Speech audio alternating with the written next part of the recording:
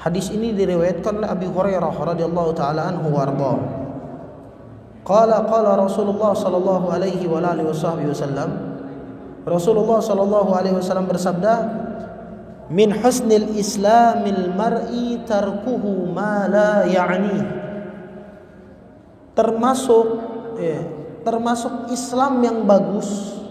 Min husnil islamil mar'i, termasuk Islam yang bagus, muslim yang bagus adalah tatkala seseorang tarku ma la ya'ni, meninggalkan sesuatu yang tidak bermanfaat baginya.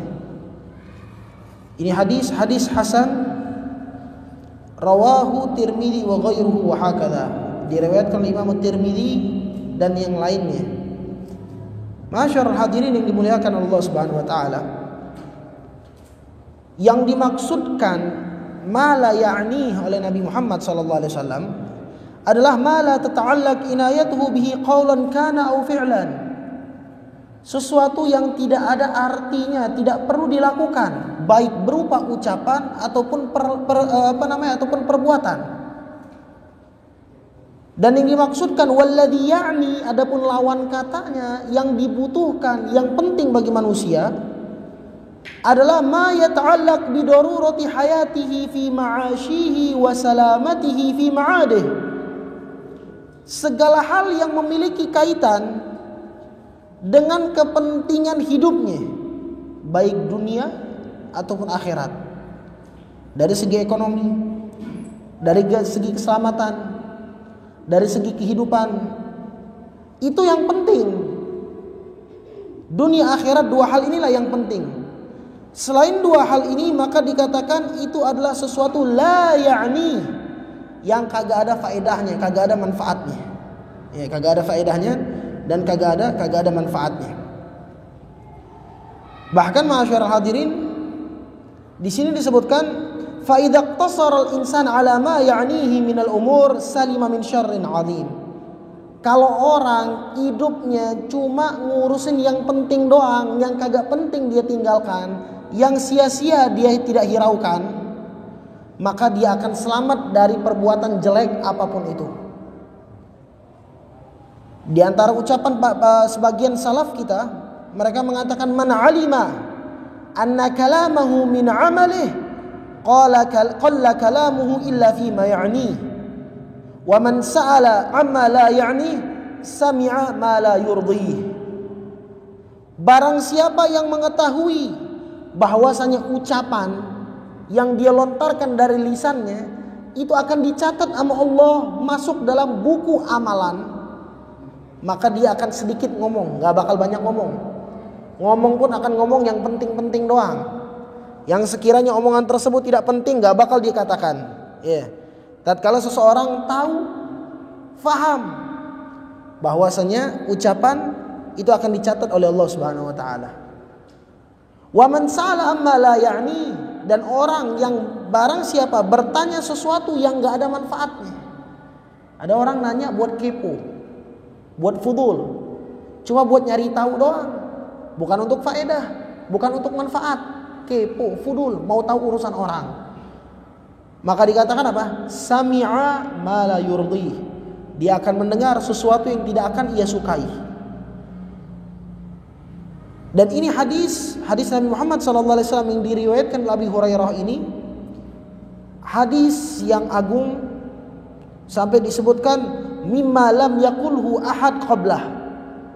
Belum ada para nabi yang ngucapin hadis seagung ini. Ini ucapan yang luar biasa karena berkaitan dengan kehidupan kita sehari-hari. Hidup kita ada yang baik, ada yang buruk, dan memiliki kaitan. Ada yang memiliki faedah, ada yang tidak. Dan Nabi mengajarkan kepada kita yang kagak ada faedahnya sama sekali tinggalkan. Terus di antara yang dikatakan oleh Nabi Muhammad SAW, man adda kalamahu min amalih, sama kayak yang tadi, qalla kalamuhu illa fi ma ya'ni. Kalau ada orang tahu amalan dia itu sama, ucapan amalan semua tertera dicatat oleh Allah, gak bakal ngomong sembarangan. Dia akan pikir-pikir dulu kalau ngomong. Wa min thamma, dari sinilah Al-Imam Al-Hasan Al-Basri. Ada seorang ulama namanya Al-Hasan Al-Basri. ulama yang tersohor dari kota Basrah, maka digelarkan dengan nama Al-Basri. Beliau mengatakan adrakna qauman kanu ala sa'atihim ashfaqu minkum ala dananirikum wa darahimikum. Kami bertemu dengan suatu kaum yang mereka lebih sayang, lebih cinta kepada waktu sebagaimana kalian cinta kepada harta kalian. Kama la yuhibbu ahadukum an yukhrija dinaran aw dirhaman illa fima ya'ud alaihi naf'u. Sebagaimana kalian, kata Imam Hasan Basri, kalian tidak suka mengeluarkan uang kecuali yang ada untungnya. Kagak ada orang mau kerja rugi. Orang kalau ngeluarin duit buat modal harapannya balik untung, minimal balik modal. Jangan sampai rugi. Itu harapan mereka. Nah, di sini dikatakan sebagaimana kalian ngeluarin harta pengennya balik manfaat, tuh orang-orang tersebut juga sama. La yuhibbuna an takhruja sa'atan min a'marihim illa fima ya'ud 'alaihim naf'u. Mereka enggak mau sedikit pun keluar dari waktu mereka kecuali yang ada manfaatnya. Kalau kagak ada manfaat mereka tinggalkan. Kalau itu sia-sia mereka enggak peduli, enggak mereka hiraukan. Karena orang yang cerdas mereka akan memilih, mereka akan membuat schedule dari waktu mereka. Ini manfaat atau tidak? Namun orang yang kagak ada pikiran untuk hal itu, mereka akan merasa bahwasanya apapun yang dia lakukan masa bodoh. Yang penting enak, yang penting suka, yang penting asyik, yang penting enjoy. Mau tidur seharian pun gak masalah. Mau main game seharian pun gak masalah. Karena pikiran mereka bukan Allah. Pikiran mereka bukan akhirat. Yang penting nikmat. Itu pikiran mereka. Orang yang tahu bahwasanya segala hal akan dipertanggungjawabkan dan kelak di akhirat akan ada penyesalan, dia akan mikir-mikir kalau ngomong, dia akan mikir-mikir kalau ngelakuin sesuatu. Dan kita ini hampir semuanya pasti ada. Melakukan sesuatu yang gak manfaat itu pasti ada, tanpa terkecuali. Semua orang. Semua orang. Bahkan orang yang waktunya, hidupnya buat ibadah sekalipun, terkadang mereka ngerasa bahwasanya ada beberapa waktu yang mereka gunakan untuk yang sia-sia dan mereka menyesal. Padahal mereka melakukan semuanya untuk ibadah. Terlebih kita, bagaimana yang kita ini banyakkan main game, main HP, buka internet, buka TV, baca koran, lebih sering nongkrong, ngopi, di teras sambil ngerokok sejam 2 jam, lebih suka kayak gitu. Maka bagaimana dengan kita? Artinya banyak waktu yang terbuang dengan sia-sia. Al-Imam Al-Ghazali mengatakan, ilaj tarku ma la ya'ni, obat yang paten untuk menghilangkan sesuatu yang kita lakukan nih, sesuatu yang gak manfaat. Obatnya kayak gimana biar kita ngelakuin segala hal itu manfaat? Ayya'lama annal mauta baina yaday. Dia harus tahu mati itu di depannya, kagak ada yang tahu mati. Jangan dikira umur sekarang saya masih 30 tahun, 40 tahun. Orang kalau mati 60, siapa tahu?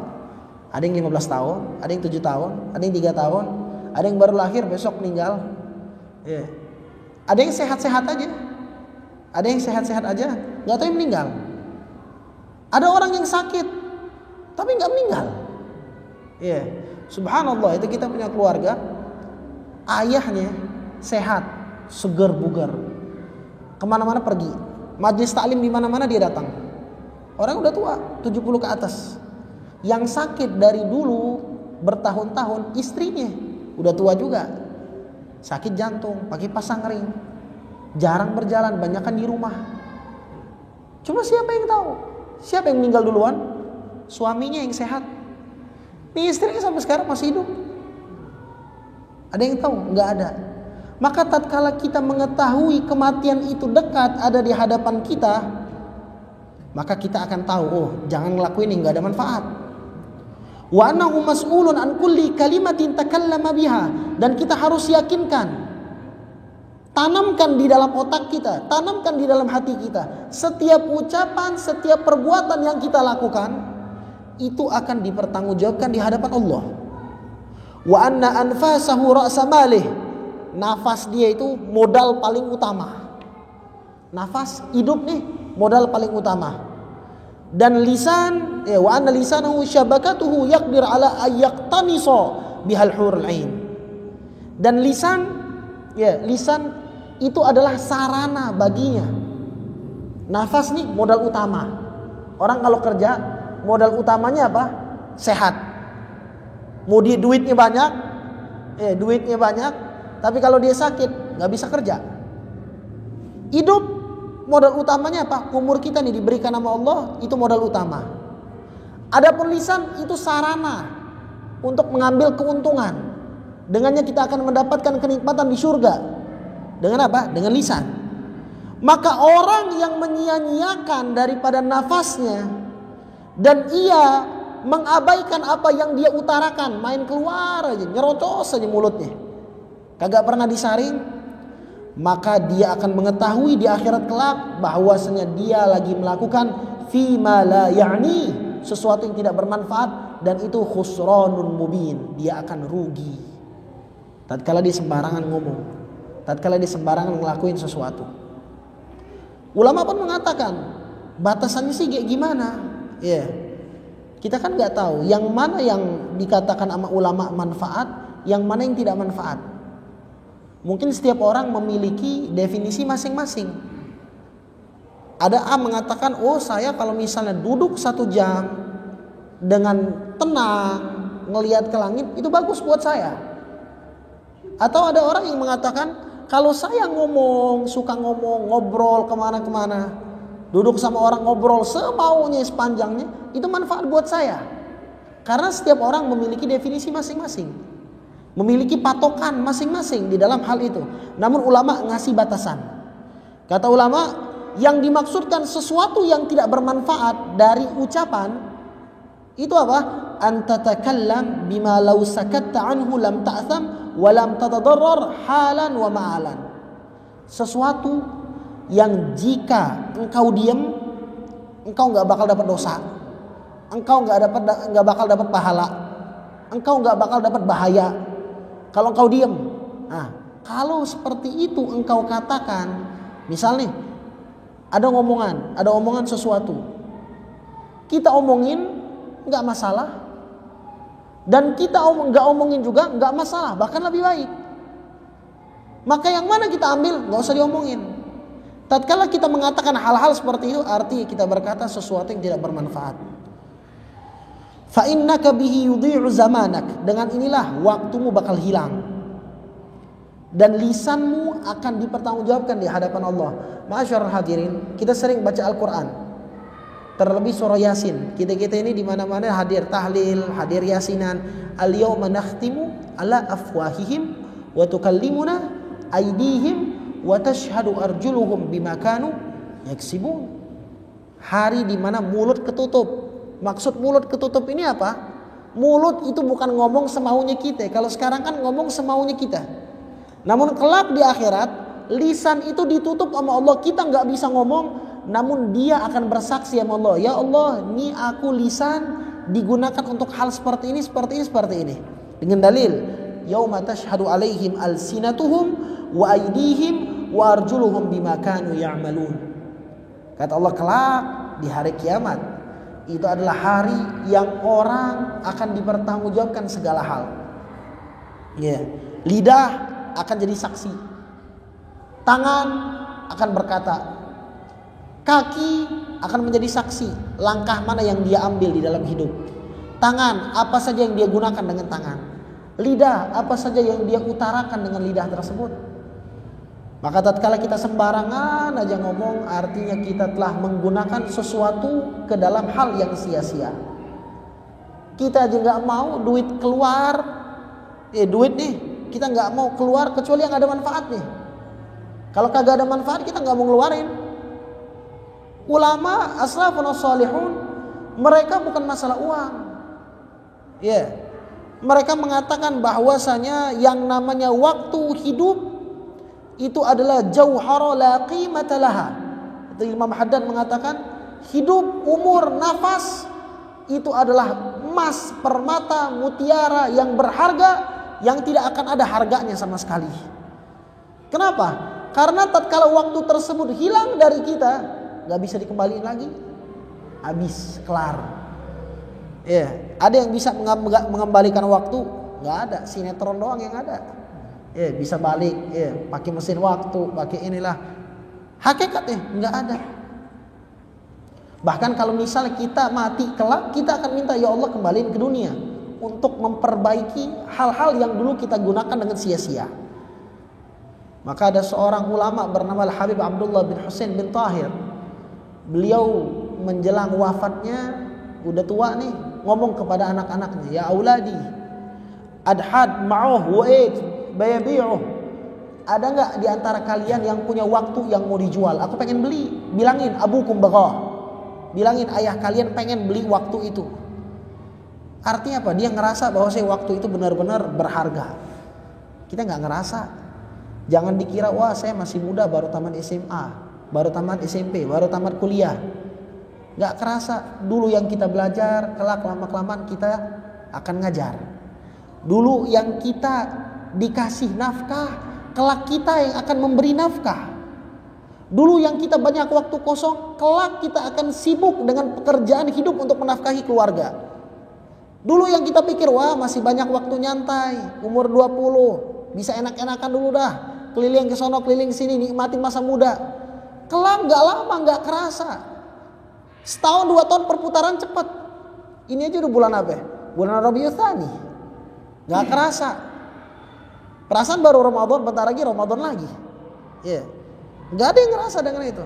Perasaan baru tahun baru Masehi, ini udah mau masuk 2022. Gak kerasa. Perasaan tahun kemarin tuh, ya masih banyak, baru kita ngerasa orang jual apa namanya wadah sate buat panggang-panggangan tuh. Bentar lagi nih rame lagi. Gak kerasa, semuanya gak kerasa. Maka orang yang menyia-nyiakan waktu, dialah yang akan orang paling menyesal di akhirat. Karena tidak menggunakan waktu dengan hal yang paling baik. Di sini juga dikatakan orang yang ngomong kepada sesuatu yang gak ada manfaat. Orang nih ngomong nyerocos saja, ngomong kagak ada yang manfaatnya. Kelak dikatakan di sini di akhirat, di yaumil qiyamah, tatkala Allah menghisab, mempertanggungjawaban amalan setiap hamba, itu ada suatu pertanyaan yang membuat orang tersebut menggigil, ketakutan.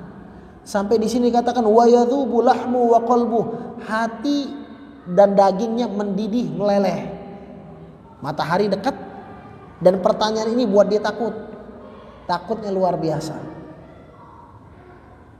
Kalau misalnya pertanyaan duniawi antar manusia ke manusia, itu kita masih bisa untuk mengkecohnya, masih bisa untuk mensiasati dan menghindarinya.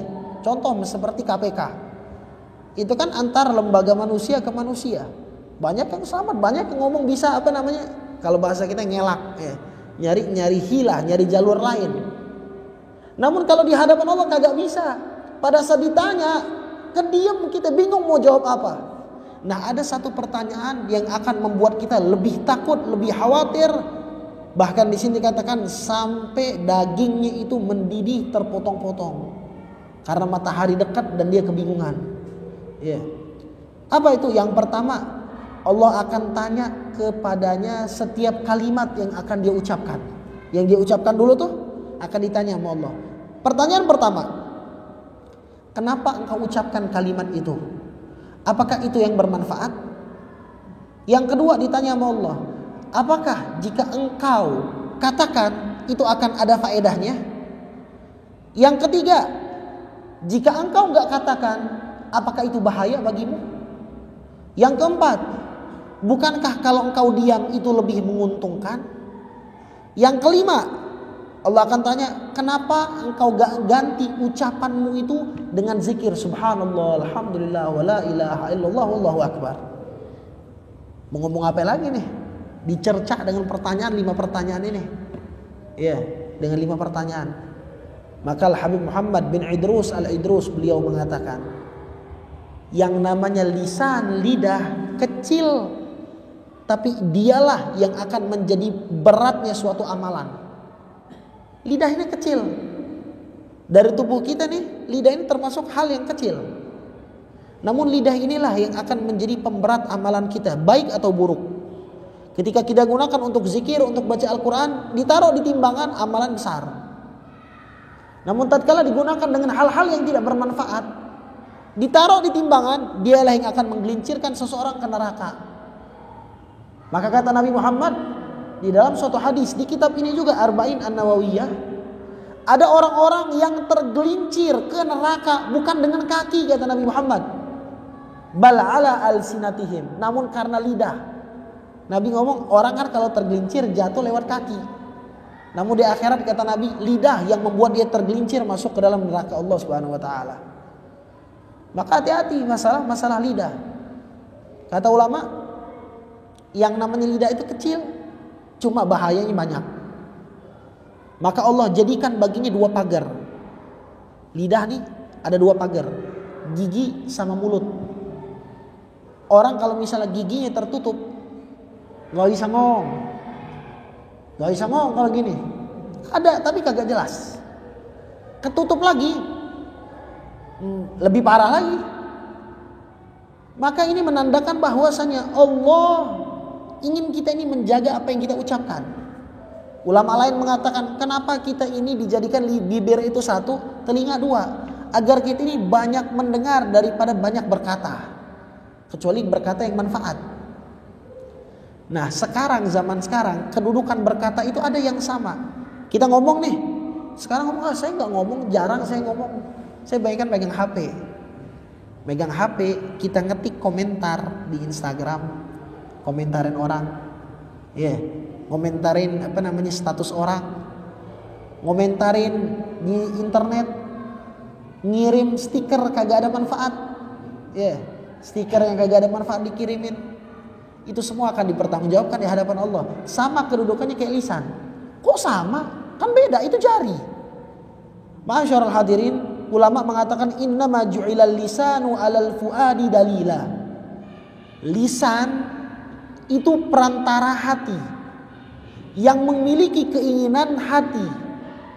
Cuma karena hati gak bisa berbicara, cuma memiliki keinginan, yang menyampaikan keinginan tersebut lisan. Oh saya pengen makan. Dia pengen makan, datang ke warteg.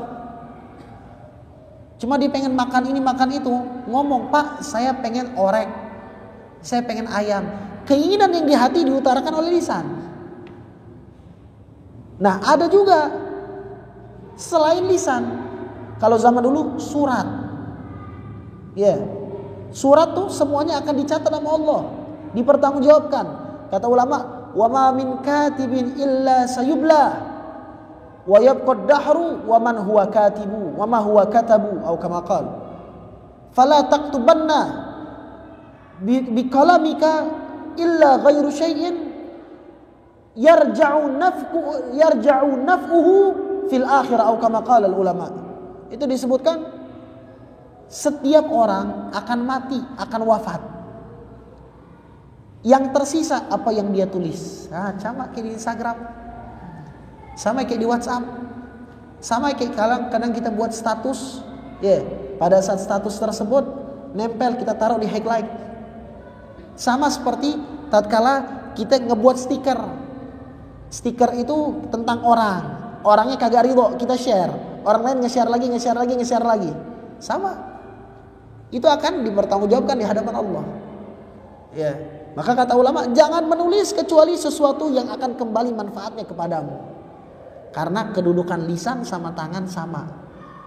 Kalau dulu orangnya surat, kalau sekarang di WhatsApp elektronik, surat elektronik. Maka hati-hati di dalam mengetik sesuatu.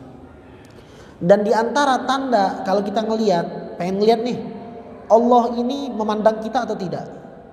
Kalau kita ingin ngelihat Allah ini memiliki perhatian gak sama kita. Sebenarnya Allah memiliki perhatian kepada setiap hamba. Jangan dikira Allah gak memperhatikan kita. Setiap kehidupan kita, setiap langkah yang kita ambil, setiap ucapan yang kita utarakan, itu dipandang dan dilihat sama Allah. Innallaha basirum bil ibad di dalam Al-Quran.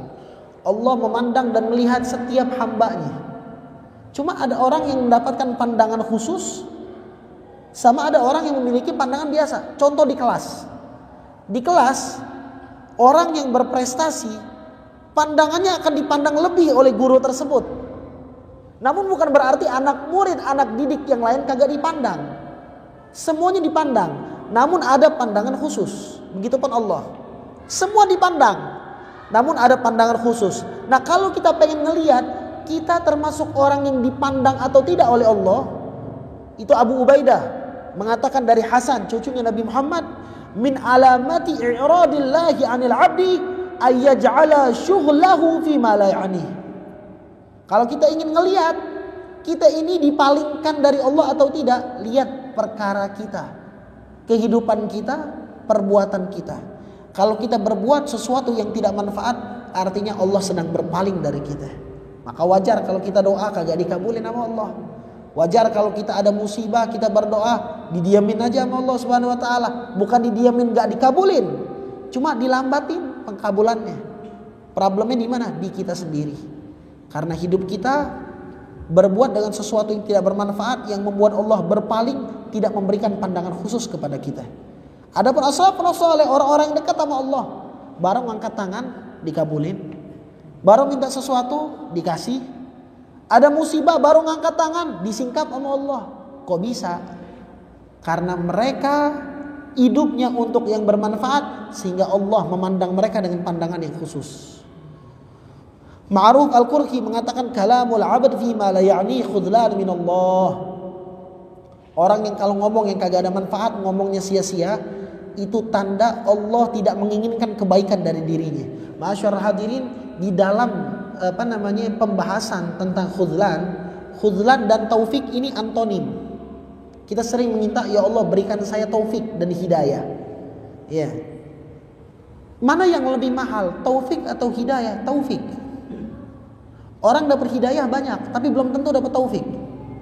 Orang banyak masuk Islam, namun belum tentu dia mau melakukan hal-hal yang berkaitan dengan Islam. Sholat, puasa, zakat, haji, sedekah, belum tentu. Banyak orang Islam, cuma kagak sholat. Atau yang biasa kita lebih sering kenal dengan nama Islam KTP. Ya. Jadi hidayah mahal, cuma ada yang lebih mahal. Apa itu? Taufik. Sampai di Al-Quran taufik hanya disebutkan satu kali oleh Allah Subhanahu wa taala. Lawan kata taufik, khudlan. Apa itu taufik? Iradatullah. Allah menginginkan kepada seorang hamba untuk berbuat kebaikan. Itu namanya taufik. Dia udah dapat hidayah, dia udah Islam, diberi taufik sama Allah untuk berbuat kebaikan. Lawan katanya khudlan. Dia dapat hidayah, namun gak Allah inginkan dirinya untuk berbuat kebaikan. Kok bisa? Karena perbuatan dia sendiri. Dia melakukan sesuatu yang gak manfaat, akhirnya Allah berpaling dari dia. La ilaha illallah Muhammadur Rasulullah. Malik bin Dinar, seorang ahli yang di dalam membersihkan hati, orang yang sangat memiliki tasawuf yang tinggi, Malik bin Dinar. Beliau mengatakan, "Idza ra'aita qasawatan fi qalbika wa dhi'fan fi badanik wa hirmanan fi rizqik fa'lam annaka qad takallamta fi ma la ya'nik." Kalau engkau ngelihat, kata beliau, hatimu keras. Bagaimana ngelihat hati keras? Baca Quran biasa aja. Dengar orang baca Quran, malah kita yang ribut amat. Ngedengar nasihat, malah bukan kita yang ngerasa salah, bukan kita introspeksi diri, malah nunjuk ke orang lain. Kalau kita ngelihat misal Ka'bah, ngelihat sesuatu yang bagus, tidak terlontar dari kita, Masya Allah, Subhanallah, biasa aja. Ngelihat Ka'bah nggak nangis, ngelihat datang ke kuburan Nabi, ke Raudhah, kagak rindu sama Nabi. Nah, itu tanda hati keras. Nasihat kagak masuk, Quran biasa aja bagi dia. Ya, lebih suka untuk mendengar dan membaca Instagram story daripada membaca Al-Quran. Dan juga kalau misalnya kita ngelihat badan kita lemah, maksud lemah ini apa? Ngelangkah untuk ibadah, untuk amal, untuk taat, lemah banget. Cuma kalau untuk lain semangat. Kalau udah mau ke masjid, seakan-akan badannya sakit terus. Ya, kalau udah mau ke masjid nih, kayaknya sakit aja, kaki sakit. Udah azan Allahu Akbar, Allahu Akbar, waduh datang nih kumatnya nih, kakinya sakit. Cuma kalau udah kerja, jam 7 masuk, jam 6 udah jalan. Ya, jam 6 udah jalan. Tatkala ada panggilan, Ya, untuk sedekah, masjid mau direnovasi, musola mau direnovasi. Seakan-akan kagak ada duit. Ya, untuk taat berat. Cuma kalau misalnya untuk pribadi dia, beli rokok berbungkus-bungkus setiap hari berselop-selop, kuat. Nah, ini artinya apa? Badannya ada lemah. Bukan lemah di dalam segala hal, lemah di dalam ibadah. Dan kalau kita ngelihat rezeki kita selalu tercegah. Udah kerja banting tulang 24 jam, ya. Atau kata orang kerja lembur kayak kuda, ya. Kerja terus 24 jam. Istirahat bentar, bini jarang nemuin. Ya, kita pergi bini masih tidur, anak masih tidur, balik istri udah tidur lagi. Ketemu cuma hari Minggu doang. Cuma kagak dapat rezeki. Segitu-gitu aja. Apa kata Malik bin Dinar? Kalau 3 hal ini terjadi kepada dirimu, ketahuilah engkau telah mengatakan suatu ucapan yang tidak ada manfaatnya. Sehingga Allah tidak memandang dirimu, tidak memperhatikan dirimu, dan engkau pun pada saat itu dipalingkan dari Allah Subhanahu wa taala. Kalau Allah udah berpaling, semuanya susah, wajar. Ya, taat susah, hati keras, rezeki sulit. Kenapa? Sang pemberi nikmat berpaling dari kita, bagaimana kita mendapatkan nikmat? Namun tatkala kita memandangkan, memfokuskan diri kepada Allah, kepada sesuatu yang bermanfaat, maka sang pemberi nikmat akan memandang kepada kita.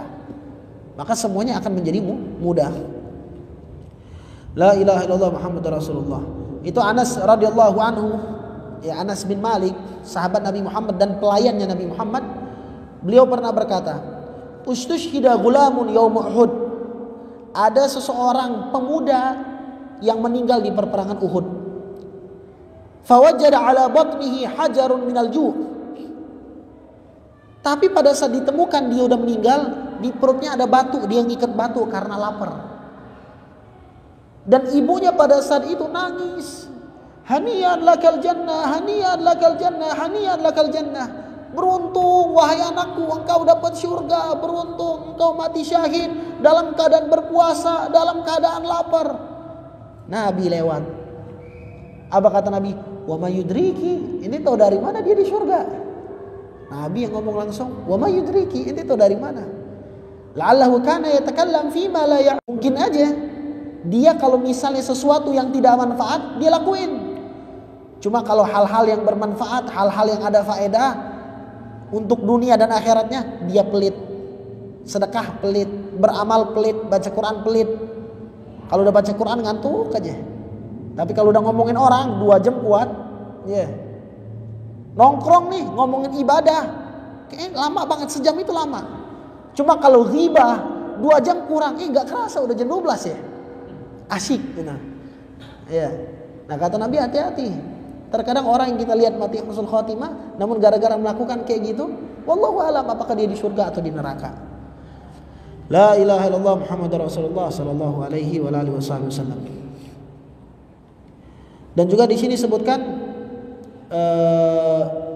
Hasan bin Abi Sinan, beliau pernah melewati satu rumah orang, kebetulan kamarnya kebuka. Ya. Dan pada saat dia lihat rumah tersebut, bangunan yang megah, dia tanya sama orang yang punya rumah, ini rumah kapan dibangun? Ya. Ini rumah kapan dibangun? Sebenarnya kan itu sesuatu yang kepo, ngapain nanya kayak gitu?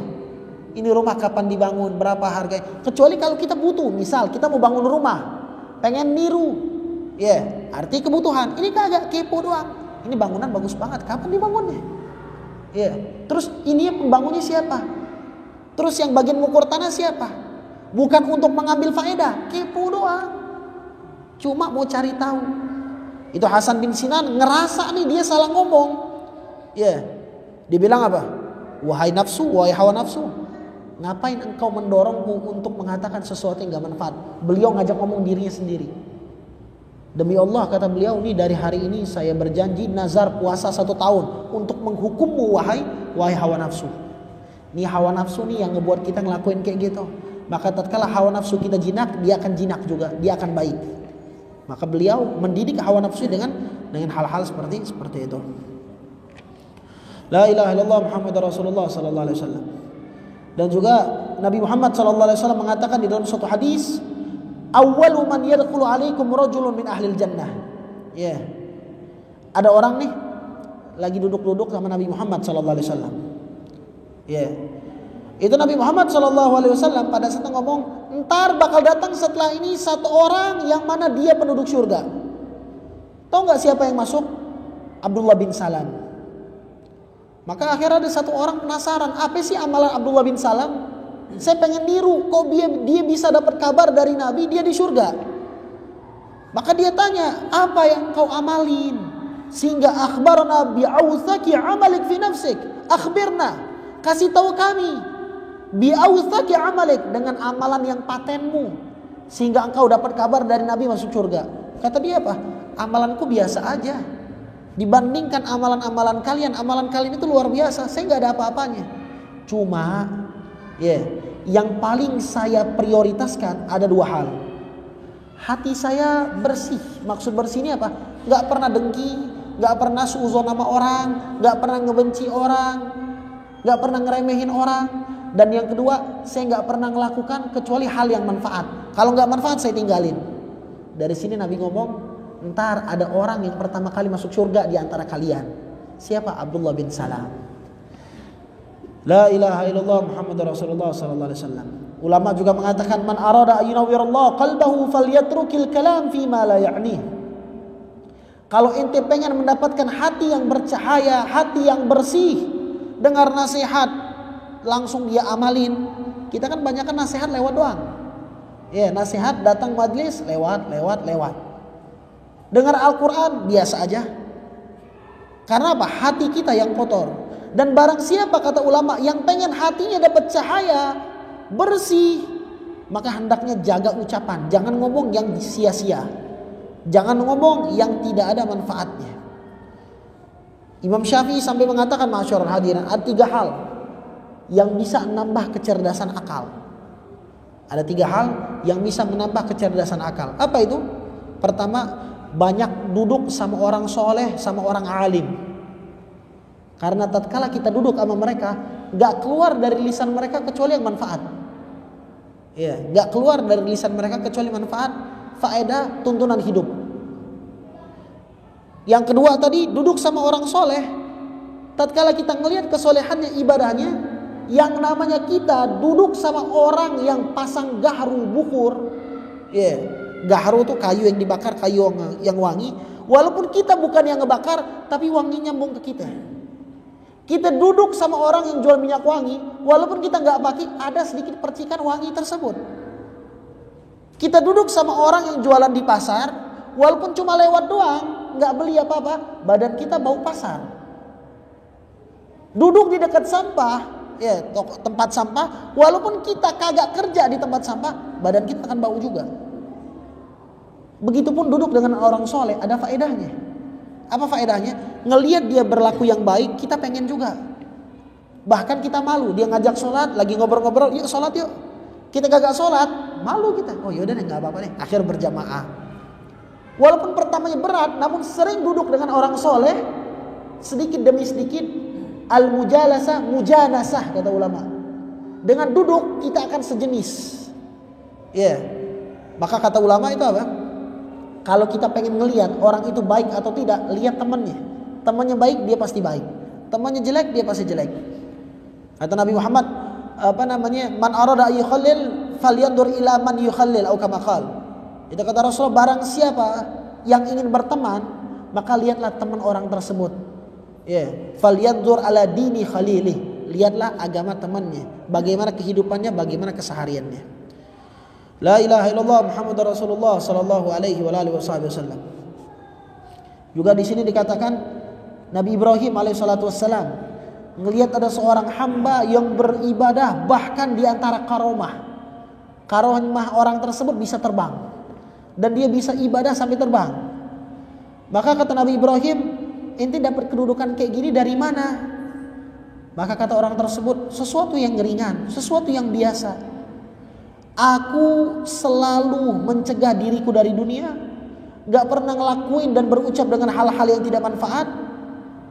Dan aku selalu memandang kepada amalan yang diperintahkan sama Allah. Itu prioritasku. Kalau yang lain aku tinggalin. Prioritasku, aku gak ngomong yang gak manfaat. Dunia aku tinggalkan. Maksudnya apa? dunia tetap penting. Buat kehidupan penting, buat nafkah juga wajib. Sholat juga butuh dunia. Seperti baju, wudu, air dan lain-lain. Cuma bukan berarti menjadikan dunia di hati. Dunia untuk pijakan menuju akhirat. Itu yang dimaksudkan. Dunia aku tinggalkan, terus aku gak pernah ngomong yang gak manfaat.